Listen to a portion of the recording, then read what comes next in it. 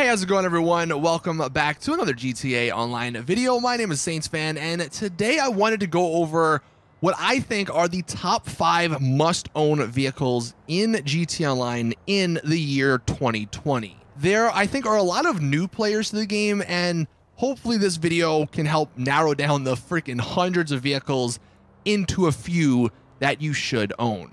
Now, I'm only doing 5 because I just feel like the more I do, just the more complicated and the more overwhelming it seems, especially to new players. Clearly, if you're an older player, you've been playing the game for a while, you probably already have these vehicles and you don't really need to regard this video too much. But for those newer players who are maybe just starting out or just getting back into the game, let's go ahead and hop into the list. These really aren't in a particular order, but the first one that I'll start with, technically it's 2, but the Oppressor bikes. There's the Oppressor Mark 1, and then there's the Oppressor Mark 2. Now, the reason I would say both of these are must own, they have different reasons, but it's because they are so damn versatile. Let's start with the Oppressor Mark 2. Yeah, people hate it. Honestly, when you're driving it around, you got to be real careful because people just shoot you on sight because they don't want to take chances. And there's a stigma behind, like, you using it, you're not a good player or whatever. I don't really care. I use it because it is tremendously helpful when you're doing, like, certain missions and you're just trying to get around the map. Like, there's a mission where you're down freaking at the airport. It's like, hey, go to Polito Bay. It's like, Jesus, I don't want to drive all the way up there. So call the Oppressor Mark II, and it's a freaking real easy drive or fly to that northern part of the map. Also, add the fact that the Oppressor Mark II has flares or the chaff system on it, whereas the regular one does not. That's really helpful. Obviously, the rockets are self-explanatory. It's a freaking killing machine. Going back, though, quickly to the flares and the deterrent, if you're trying to get locked onto, definitely go with the chaff system. I'm always saying that wrong. I never know how to pronounce it, but that system is superior in every way to the flares. Get to know it, know how to use it properly, and you can almost never be shot down. Now, the reason I am putting the Oppressor Mark II in addition to the Oppressor Mark I is because of a recent change Rockstar did to the Oppressor Mark II. The Oppressor Mark II used to be able to be called instantly at all times in the game, but Rockstar actually put a 5-minute cooldown on it when you're calling it through your interaction menu if you have an MC club. So now if your bike ever does get destroyed, it's kind of annoying to get. You either have to wait 5 minutes or you have to call your mechanic, and it's kind of a whole process now, which can get annoying if you're using it frequently. So that is why I would say the Oppressor Mark I is almost a must-own vehicle, because it has some of those same bonuses. It's got the really good missiles on it. It can actually be called instantly at any time. There is no cooldown on the regular Oppressor.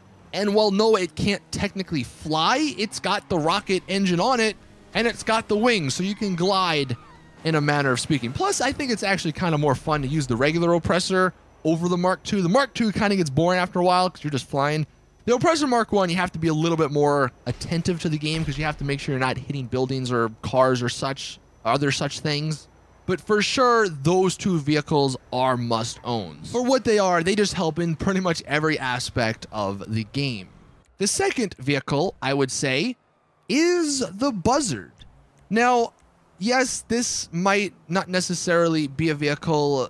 Once you get a bunch of other vehicles, it might not be a vehicle you use a whole bunch. But initially, and just honestly having it so you can call it instantly through the CEO menu is such an underrated feature. I love that about this vehicle, and the fact that it technically doesn't count as a personal vehicle. So what I end up using the Buzzard for a lot, when you try and call like a plane or something that you own, they only spawn in set locations, so it's not going to be necessarily near you. I will go into my CEO, spawn the Buzzard, getting the Buzzard to go to wherever the plane spawned at. Now, I've done that multiple times, and honestly, if some of my other vehicles are just on a delay, like the Oppressor Mark II, or if I recently called in a vehicle, it somehow got blown up, it's real nice to be able to have that option of calling in the Buzzard for free and knowing it will spawn right next to me. And the Buzzard's a pretty solid vehicle still to like do missions and stuff in. It doesn't have the best missiles, it doesn't have any flares, so you might get shot down very frequently, and it's not very easy to dodge missiles in the Buzzard. But just for what it does, I think it's a pretty solid vehicle, and it's definitely one of, if not the most useful vehicles in the game when you pair it with that CEO feature. The third vehicle I would say is a must own, especially in 2020 when freaking bunch of people are trying to blow you up. The MOC. I love the MOC. The reason I love the MOC is because it is the most armored vehicle in the game by a landslide. It takes 68, I believe, missiles to blow this vehicle up. It is an absolute tank. Some people may suggest like the Insurgents, and yeah, those are good, but the MOC is just incredible. Not only when you buy the MOC do you get the cab that is almost indestructible, but you actually get the back of the MOC, which is pretty cool. You know, you can do some extra stuff in there. But the MOC, you actually, in order to get the ability to tank 68 missiles, you have to disconnect the back part. So you just got to get rid of the whole back part. But it's actually a lot better that way because the vehicle, the actual little truck part, is really quick and really fast. Like, you might not think it would perform as well as it does, but it's really fun and really good for getting around the map, especially in those public lobbies that are filled and you know there's going to be some griefers in there. Pop in your MOC and you basically can't get killed. So many bullets and missiles have to hit you before you blow up, and by that time you can either evade the person shooting at you or you can, you know, do something else to get rid of them. Now, the fourth vehicle I would say would be a must own in 2020 is the Stromberg. Now, granted, I have used this less and less, and honestly that's because I've actually run into less griefers with the Oppressor Mark II. I guess maybe for whatever reason, after the patch, I've seen a lot less Oppressor Mark II people trying to kill each other, maybe because they don't want to spend 5 minutes waiting for their vehicle to come back.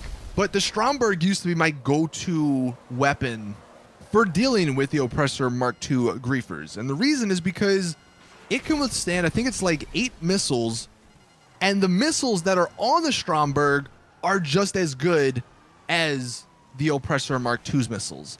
So you actually have the offensive power of the Oppressor Mark II with the defensive power almost, you know, of like the Insurgent or, you know, some of those other armored vehicles.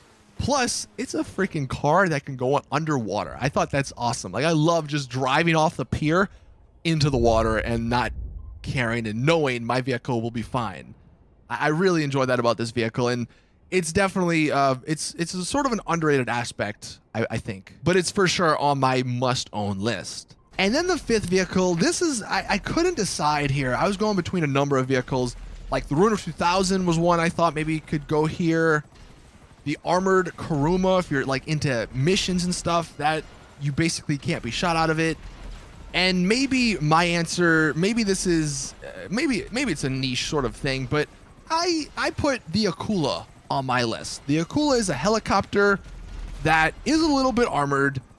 It does have some pretty good offensive capabilities, but its number one feature is the stealth mode. There's a stealth mode on this helicopter which makes you invisible from the map, and that is so nice. It's so nice to be able to fly around and not have people know where you are all the time. Plus, it only allows you to get 2 stars. Like, you'll never get more than 2 stars if you are in the stealth mode, which is insanely helpful if you are doing like the heist prep missions where you get stars on you all the time. Use the Akula and those stars will go away a lot quicker. I've definitely started to use the Akula a lot more, so that's why I thought I would add it to my list. So that is, I guess, technically the top 6 vehicles to own in 2020 in GTA Online.